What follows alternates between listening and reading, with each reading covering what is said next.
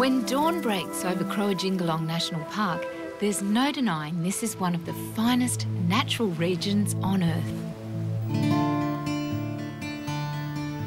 Classified by the United Nations as a World Biosphere Reserve and significant culturally to the traditional owners of this land, it is the southern cornerstone of Australia's coastal wilderness, a national landscape that extends north to Mimosa Rocks National Park in New South Wales and west into the southeast forests. It is a world unto itself, a place to relax, unwind and rediscover a gentler rhythm of life. There could be no better way to do that than on the water, and of all the places where it's possible, the pick would have to be Mallacoota Inlet. It's as perfect as it gets for fishing and flatwater canoeing, and for birdwatchers, it's absolutely fantastic. Sea eagles soar looking for prey, then swoop with ease to catch it. Pelicans and spoonbills wade along the shorelines, and swans take flight as you pass. If you want to spend a few days here, there are several options at Mallacoota itself or in this new level of luxury nestled in a more remote arm of the inlet at Gypsy Point Lakeside Resort. For a completely unique experience on dry land, head for the Pharaoh River region.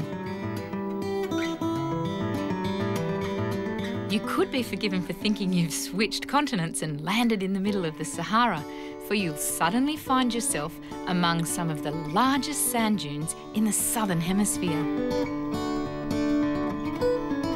Thick heath and coastal woodland covers a great deal of the landscape here, and at the right time of year, you'll find much of it in flower. If you prefer walking on a flat beach, then the short trek to Point Hicks Lighthouse via Honeymoon Bay is a must. It's steeped in history, for this was the first place in Australia sighted by Captain Cook and his crew aboard the Endeavour in 1770. The lighthouse takes its name from Zachary Hicks, the first lieutenant, who sighted the headland on which it now stands. You can climb to the top of this architectural marvel, the tallest on Australia's mainland, or stay in one of the lighthouse keepers' cottages below.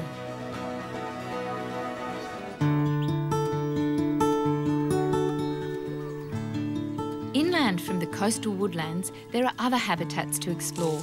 Rainforest gullies and waterfall courses often guarded by these fearless dragons.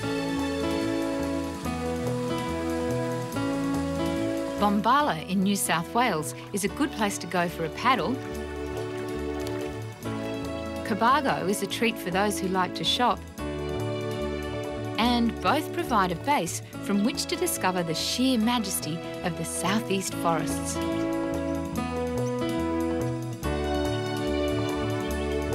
The coastal drive from Bermagui to Eden is a magical stretch of bushland and beach, enticingly called the Sapphire Coast. For some, it's all about adventure, biking on rugged bush tracks or gentle back roads.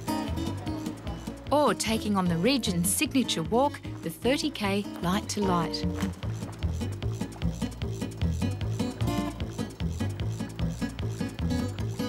For others, it's all about the food. Fresh from the sea or harvested on land, tease your taste buds with these Disaster Bay chilies or wet your whistle with a fine mimosa wine.